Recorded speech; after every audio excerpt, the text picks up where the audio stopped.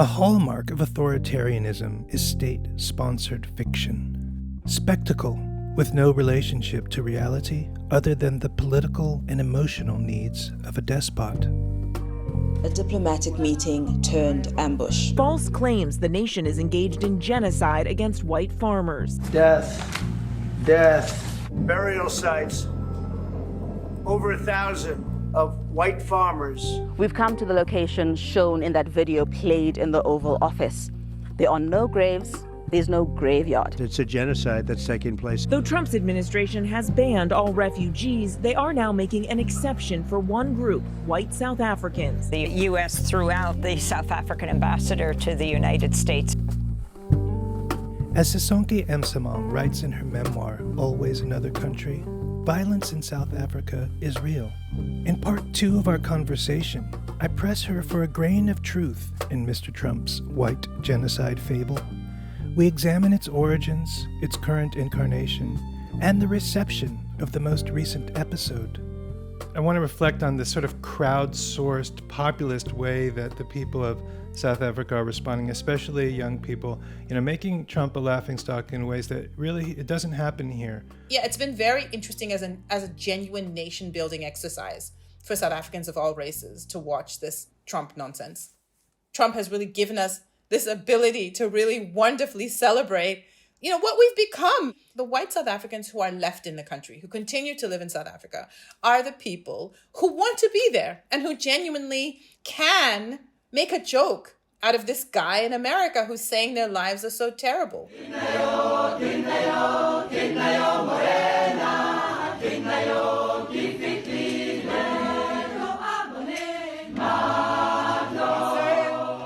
Images of white people going about their business in South Africa and dancing, a moment of joy that a white person will have, surrounded by Black people. Because let's remember, white people are about 7% of the population in South Africa. So there's never a moment as a white person that you would be walking around not surrounded by Black people. So these beautiful scenes of like a white person at a concert, dancing and really jiving and getting down sort of harmoniously with Black people all around them, doing nothing terrible, right? There's so many fabulous, creative, hilarious memes. And of course, white people waking up in the morning and being served their coffee and tea by, a maid in the garden, watching as someone is mowing their lawn and saying, with the sound of Donald Trump in the background saying terrible things are happening in South Africa. So the meeting in the Oval Office with the South African president, I haven't seen it yet, for the same reason that I stopped watching professional wrestling when I was 14. And to the degree that I'm interested in professional wrestling again, because of Trump, I'm more interested in the consumers of propaganda than the government purveyors of propaganda. People are interested to know the backstory behind this white genocide. And you wrote an article for The Intercept. So really, this idea of a white genocide has been propagated since long before apartheid even began. So this notion that white South Africans who were a small minority, that somehow Black people would, if they had the opportunity, would slit their throats, is one of the oldest tropes in racism. And so, of course, it's easy to activate and reactivate it whenever you need to, right? And so politicians of integrity would deactivate it, and politicians who have no integrity would activate it. So it's been used throughout the history of white South Africa.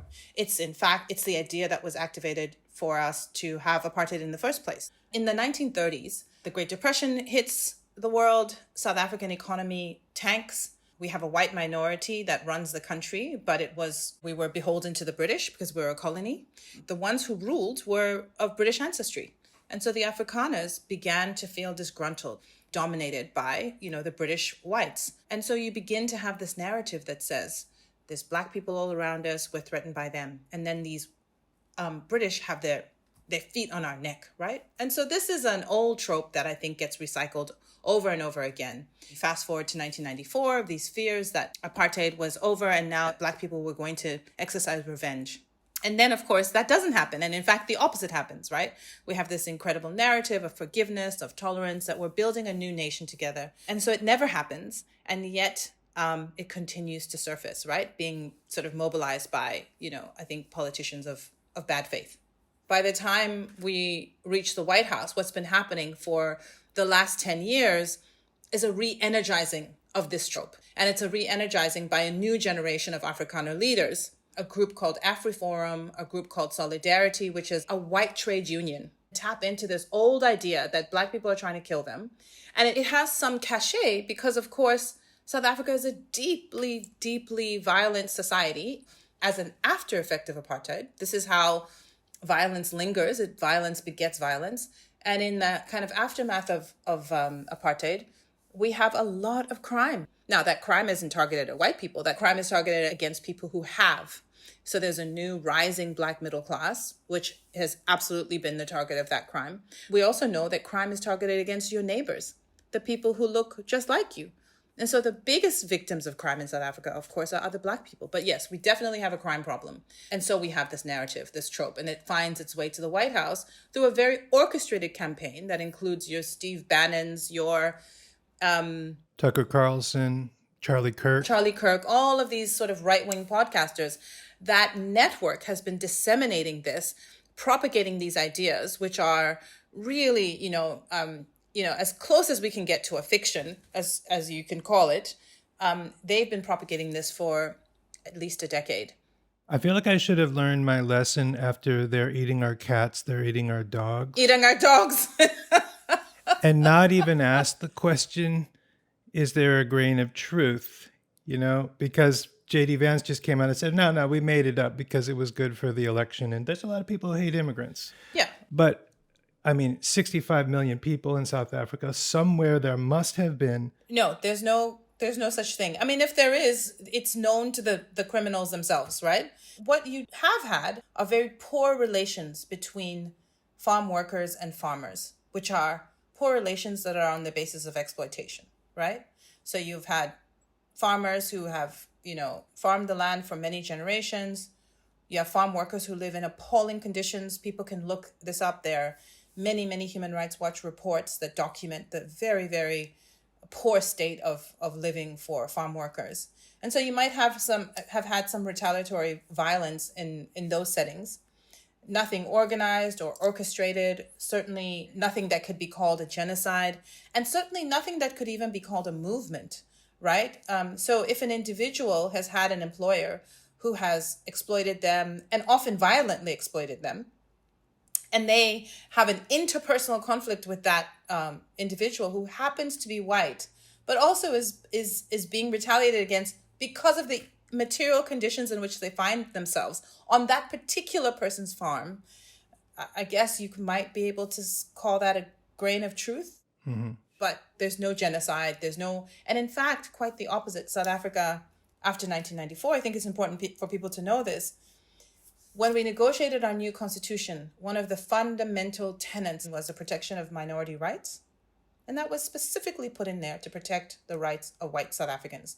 I think what's most irritating about this entire experience is that the experience of South Africans since 1994 has been one of bending over backward to accommodate, to show grace, to show tolerance, and to say that white South Africans are welcome. It's our collective country, and that what we are doing in the wake of Nelson Mandela is this experiment on how you live together. And that has not been without its trouble. So I'm certainly not saying it's been a rainbow nation. But what I am saying is that from a political perspective, when you argue that there is a white genocide, then that implies that there's a leadership that is carrying out, giving command to, and saying, kill all the whites. And that simply is not true. Charlie Kirk's segment included this murder of two women, and blood was written on the wall that said "Kill the boer." Did that happen? Again, that hasn't. Again, that's never been verified. So that story about the murder on the walls and the blood written has never been proven to be. That's a claim that sort of hangs in the air. We have thousands of stories talking about it, sure. And we have documentaries. We have news stories, and then we turn the lights down. And just put this on, it's right behind you.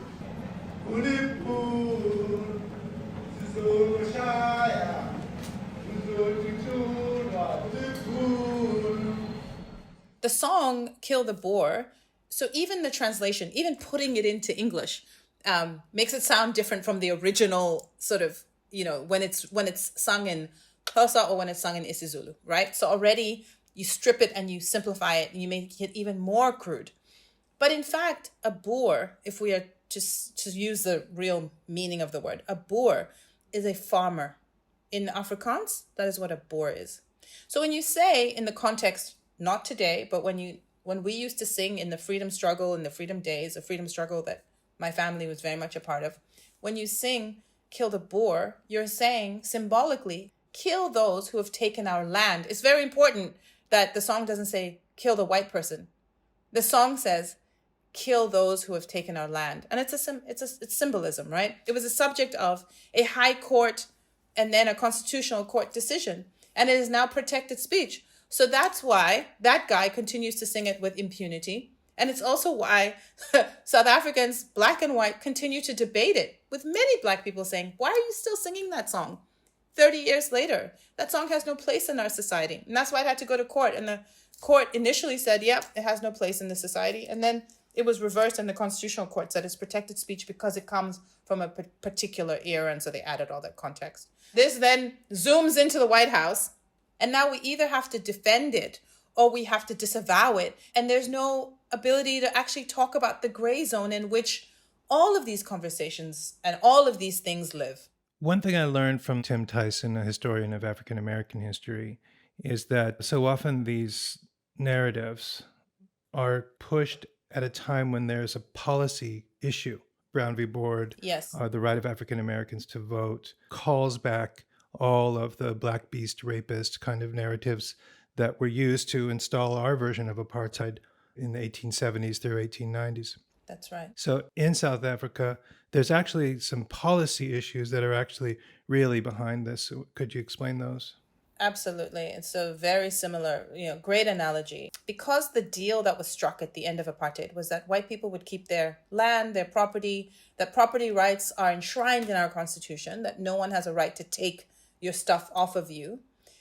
So that was the deal. And what that, of course, means is that it bakes into the new political agreement that black people who continue to be dispossessed of their land will have to figure out a way to make do with the small percentage of the land that they came into the deal with, right? So this is a recipe for disaster. Anyone looking at it objectively can see that this is not going to work. And so there have been lots of contestations about land, policy contestations, lots of rhetorical, lots of rhetoric, lots of talk in the media for many, many years.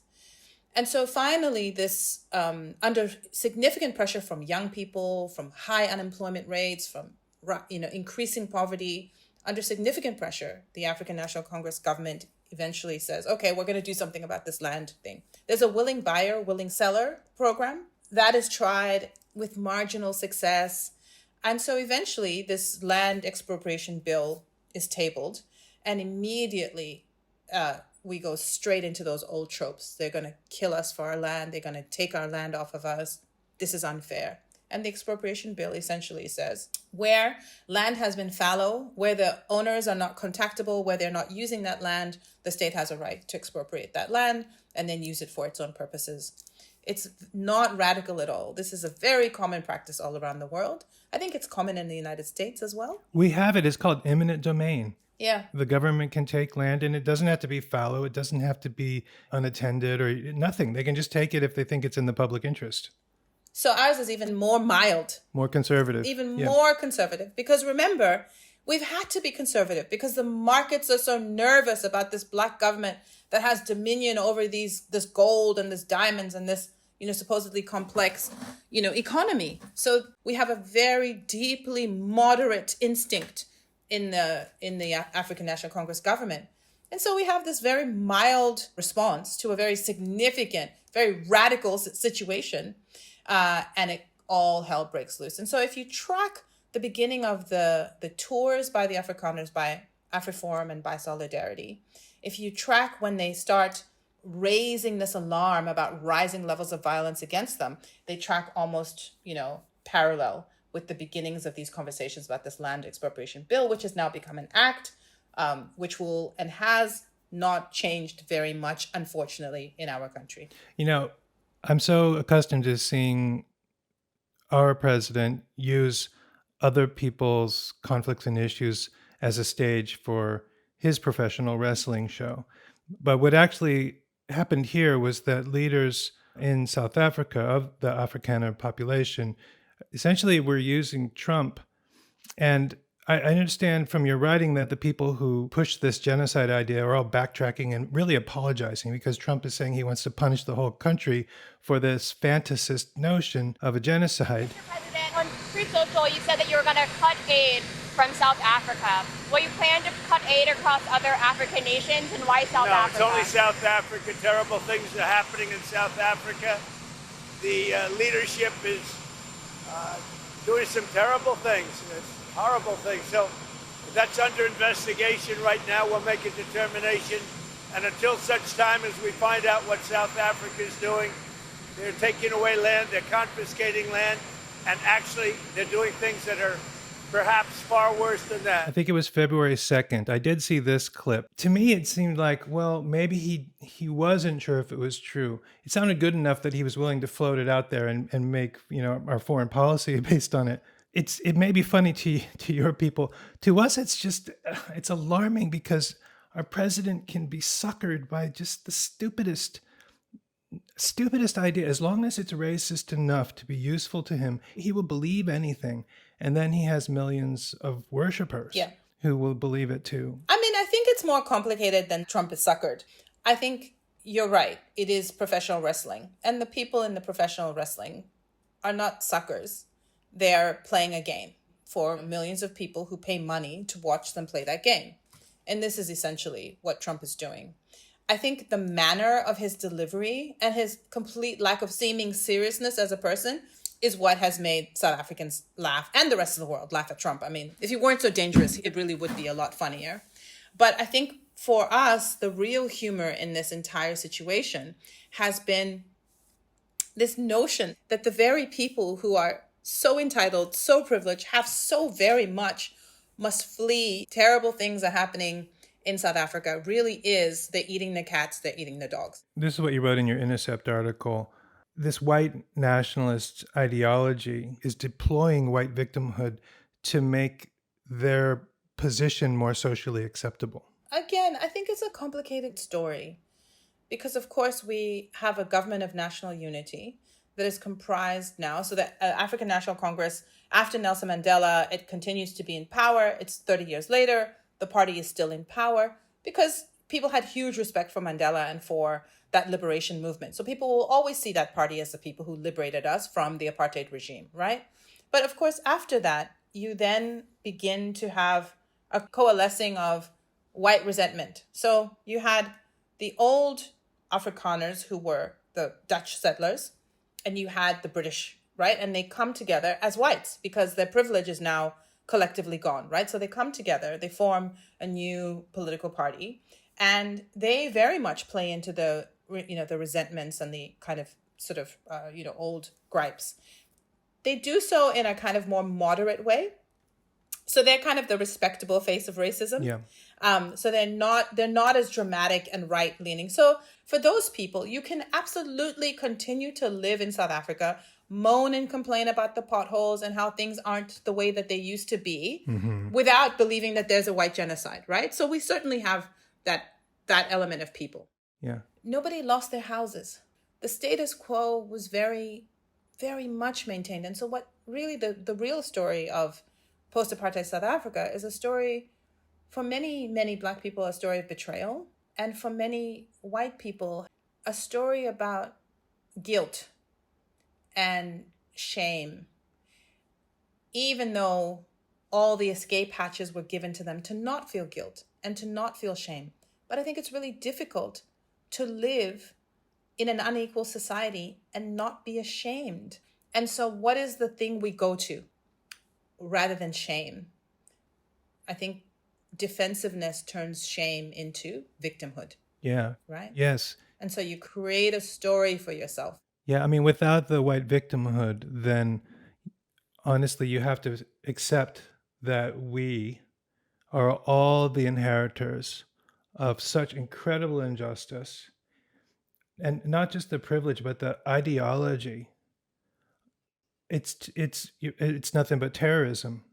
Absolutely. Another reason why it hurts us, maybe more than it's hurting you, is that the only refugees in the world that we are bringing here right now are these people who, even though they still had all the privileges of being white, but they weren't quite as successful as they wanted to be.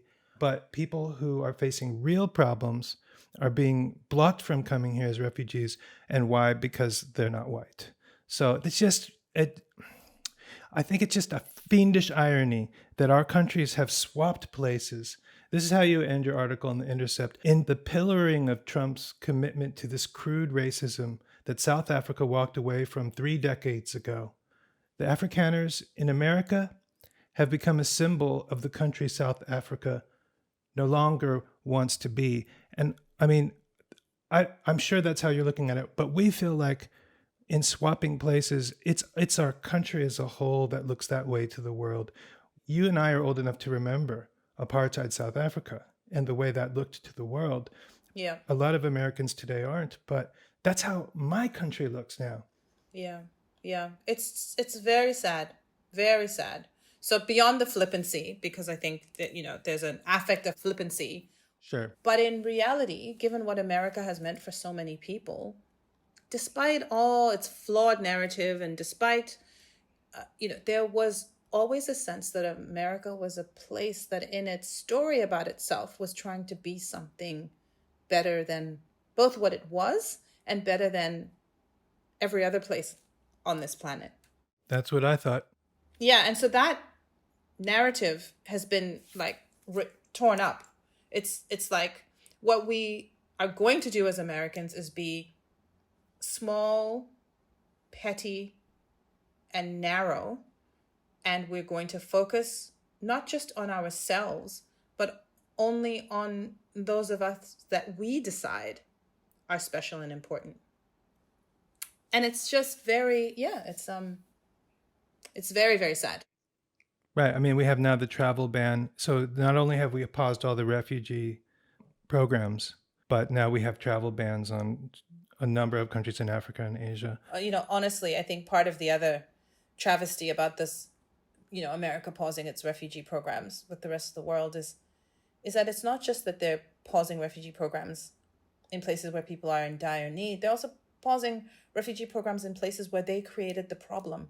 They created the reasons why people need to seek refuge. Mm-hmm. It's really a rolling back of a set of very serious promises that America has made to people. You don't easily win that back. That kind of mercurialness from a state is not easy to win that kind of trust back from people. Yeah. We'll be starting over, whenever this ends. Yeah. This is reminding me, I think, of another mythology that we should address. And I know you know that it should be addressed because you talk about it in Always Another Country. You felt that the leaders of the ANC betrayed your trust in them. And you said recently, there's very few of them that you would trust with your future. Yeah. So, when we installed our version of apartheid, in order to do that, we had to do a lot of killing here. A lot of killing. One by one, the democracies of the South fell to terrorists. And one of the stories that they told to justify it, along with the Black Beast rapist mythology that was the subject of our last episode, but another was that anytime you have anyone other than white men in government, everything will go wrong. Will fall apart. And it's sort of reflected in Trump's shithole countries comment. Yes. Or the way he talks about the parts of the United States where we have elected Black mayors. That's right. So now we have to grapple, with your disappointment in the ANC and the fact that it reinforces that mythology. It can reinforce that mythology if you want it to, but I think, again, I'm always trying to be better than that. So what I'm saying is, in the South African context, the current white political leaders would be so much worse than the ANC. So what I'm saying is the ANC is not good enough.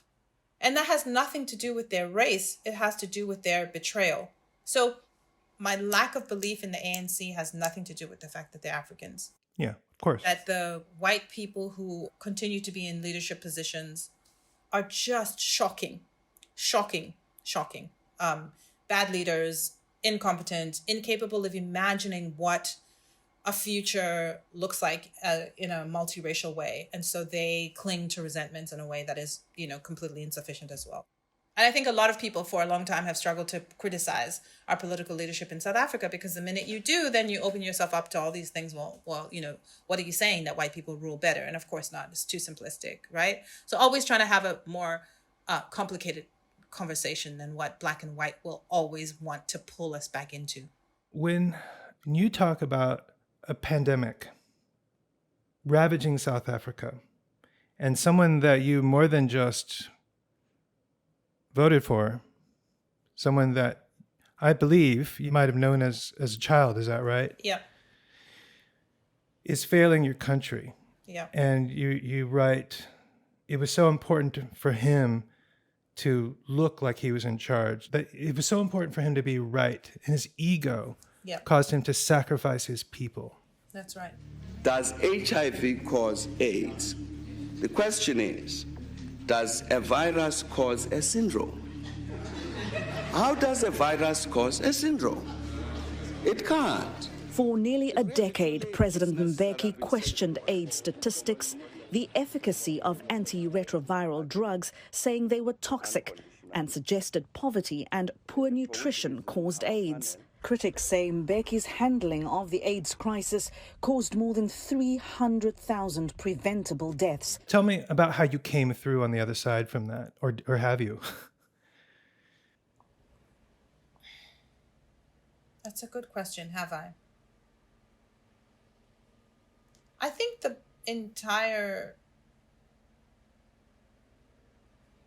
last 30 years have been a process of trying to come to terms with fallen heroes. Trying to understand the balance between love and respect and loyalty in political movements. And I think we all have to figure out, what do we do with disappointment? Because putting people on pedestals is so unhealthy. And we see what it means to put someone on a pedestal the way that, the MAGA people put, a Trump on the pedestal. And he's so obviously flawed and he's so obviously ridiculous, right? But again, what's important is the phenomenon, less the person, right? And so I think lots of people would ask similar questions about, like, the Democrats and an allegiance to people. This Biden thing, this, you can't criticize. And where does that take us? So the inability to say the difficult thing is the problem here. And so I think political disappointment is extremely important. It's very good for democracy for people to disappoint us, because it mobilizes us, it rallies us, it shatters something that in some ways can't be put together again. And that's very, very good. Yeah. We really need that. Well, you write that it freed you. It did. It freed me to have a it was horrible to have a president who was so committed to being right that he was able to oversee hundreds and hundreds of thousands of people dying of AIDS. And it felt like South Africa becomes free, and then within a couple of years, we're in the middle of this AIDS epidemic. It's like winning a house in the lottery and then realizing that you're in the path of a tornado. This moment of freedom turns into this horrifying moment where everything is about to be taken away from us. But yeah, I think political disappointment is an important instinct. Well, when I was reading that, and of course you wrote it before the COVID pandemic, but when I was reading that, it sounded exactly like Trump's behavior. Yeah. And look, he's put in a denialist as his Minister of Health, or what do you call it? Secretary of Health and Human Services, RFK Jr. Yeah. Yeah, another very sad story. Well, but let's focus on the consumers of the propaganda more so than the purveyors. Absolutely. So for you, and maybe for a lot of South Africans, I don't know, but for you, allowing hundreds of thousands of your fellow human beings to die needlessly of AIDS, that created a rift, and a freeing one, but it created a rift. Yeah. For these Trump followers, what are you gonna do? What are you gonna do? As you keep saying, and I think it's a really important point, it's less about the propagandists and it's more about the factors that make people want to believe. And I think for Americans, reality is really hard to deal with. Yeah. I think Trump is escapism for many, many Americans. Mm-hmm. They get to believe in the fantasy of, the resentments that he holds and all this stuff, but he's deeply entertaining. Yeah. And real life for many, many Americans has not been fun for a really long time, mm-hmm. particularly the kind of Americans who like Donald Trump. Mm-hmm. The moment really calls for Americans to reflect on what it means to be an American and to divorce that idea from an allegiance to a president. Yeah. Lots and lots of people recognize that Trump is not America. He's a particular kind of American who has always existed and whose rise has been enabled by a whole set of forces, including a real diminishment of American education systems in this moment, a very weak and vulnerable moment in U.S. history. And powerful technology that can really mess with the soft tissues of our brain. And this new thing that has never happened before, which is this technology. So we get that. We get that. Americans need to remember how much they've taught the world, how much American ambition, and even though I criticize it, American individualism, and the capacity to describe the world as it ought to be is so much of what I learned as a student in America, right?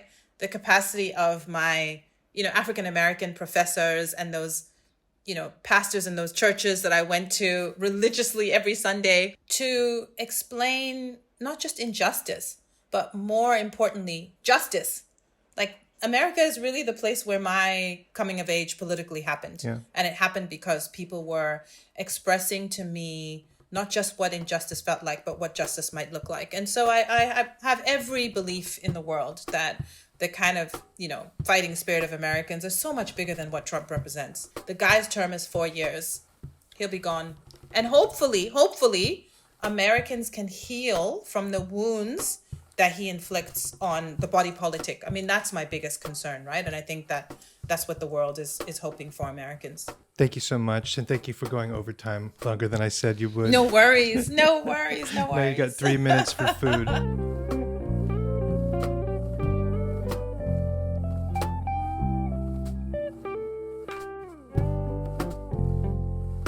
Wrestling Darkness is written, recorded, and edited by yours truly, Eric Byler. The music is composed by Michael Brook, while this jazzy improv rendition you are hearing now was performed by David Benene and Stephen Munoz. Wrestling Darkness and other content you will find on the Eric Byler Substack feed are supported by a 501c3 nonprofit called ID Alliance. You can support us by subscribing or by making a tax-deductible donation. Thanks for listening.